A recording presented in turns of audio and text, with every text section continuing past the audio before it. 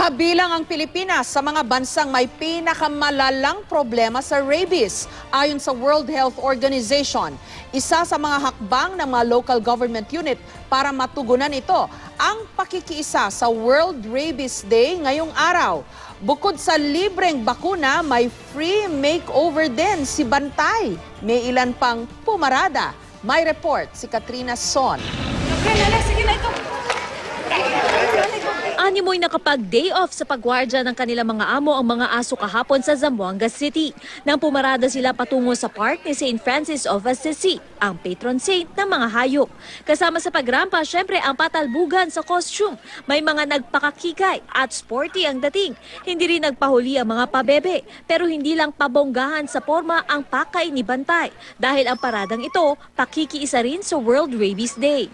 This is a worldwide celebration wherein ang main purpose is to increase the level of awareness ng ating mga constituents with regards to rabies prevention, rabies eradication, rabies control, and especially responsible pet ownership.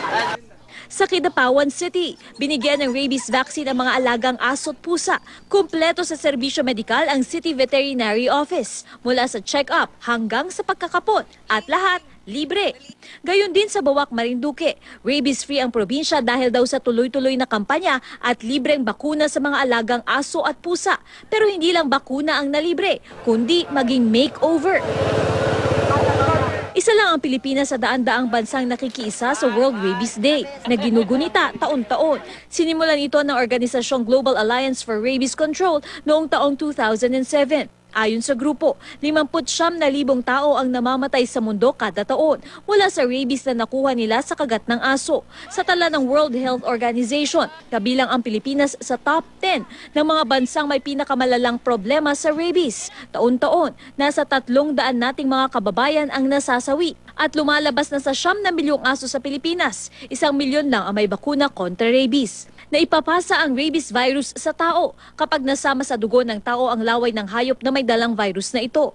Oras na maatake ng rabies ang central nervous system ng tao, tiyak na ang kamatayan ng biktima. Para maagapan, hugasan ng sabon at tubig ang kagat ng hayop at dapat magpunta agad sa ospital para mabakunahan kontra rabies. Mahalaga ring mabakunahan taon-taon ang inyong mga alaga para tuluyan ng mapuksa ang pagkalat ng rabies sa mga hayop. Katrina Son, GMA News.